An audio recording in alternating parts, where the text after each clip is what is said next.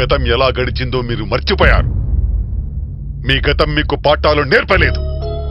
అందుకే మీ పిల్లల ఆశయాల్ని అర్థం చేసుకోకుండా వాళ్ళ నిర్ణయాల్ని తప్పుపడుతున్నారు.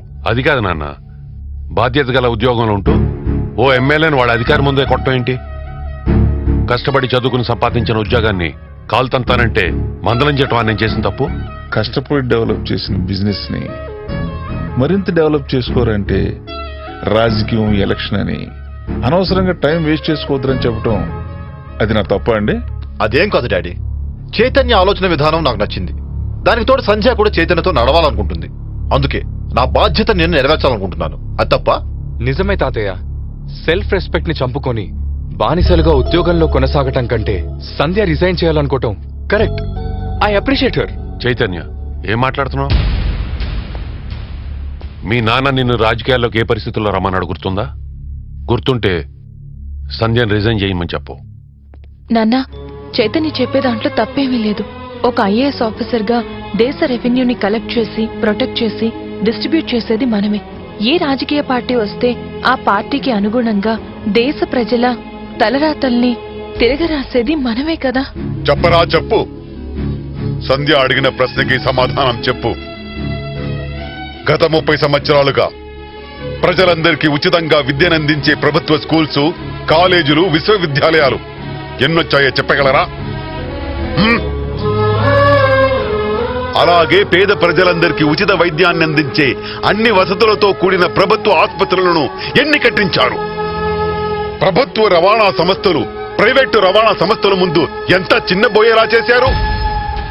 ఆ రోజుల్లో రాజధానికి వెళ్లే బస్ ఎక్కితే ఎమ్మెల్యేకి ఒక సీటు, ఎంపీకి ఒక సీటు కేటాయించేవారు. కానీ ఇప్పుడు ఎంపీ, ఎమ్మెల్యే కాదు కదా, ఒక పంచాయతీ మెంబర్ కూడా సొంత కారులో ప్రైవేట్ ఎస్కాట్లతో రాజధానికి వెళ్తున్నారంటే దానికి కారణం మీరే కదా. అంతెందుకు అంకుల్, ప్రైవేట్ కొరియర్ సర్వీసుల దెబ్బకి గవర్నమెంట్ పోస్ట్ ఆఫీసులు మూతపడ్డాయంటే దానికి కారణం మీరు కాదా?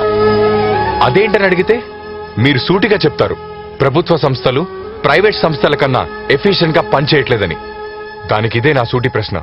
ఇండియన్ సివిల్ సర్వీసెస్ పాస్ అయ్యి ఐఏఎస్ గా పనిచేసే మీరే ఈ ప్రభుత్వ సంస్థలను ఎఫిషియెంట్ గా నడుపుంటే గత 30 సంవత్సరాలుగా ఎన్ని లక్షల మందికి మీరు ప్రభుత్వ ఉద్యోగాలు కల్పించేవారు? మీరు చెప్పినట్లు కొంతవరకు దీనికి మేము బాధ్యులు కావచ్చు. కానీ ఈ రాజకీయ నాయకులు, పెట్టుబడిదారులు ప్రైవేట్ సంస్థలైన స్కూల్స్, కాలేజెస్, హాస్పిటల్స్ అన్నింటినీ వాళ్ళ చేతిలో పెట్టుకుని మమ్మల్ని కీలుబొమ్మలు ఆడిస్తున్నారు. నిజమేరా?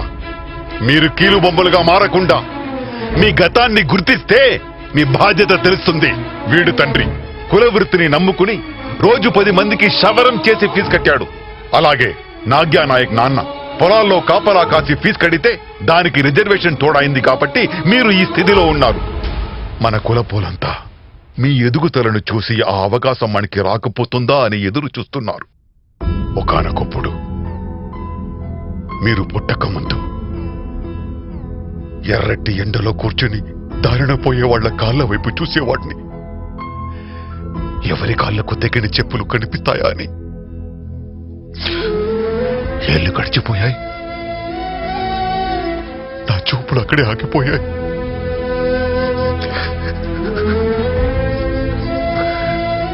ఆ రోజే నిర్ణయించుకున్నాను,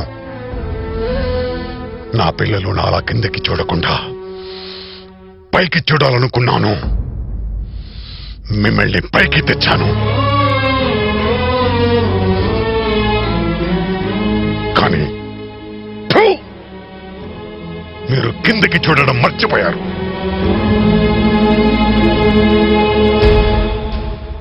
వీళ్ళు చూస్తున్నారు, నాలాగే ఎర్రటి ఎండలు కూర్చొని నేలను చూస్తున్న కొన్ని కోట్ల మంది వైపు బాధ్యత గల పౌరులుగా చూస్తున్నారు. వీళ్ళని చూడనివ్వండి.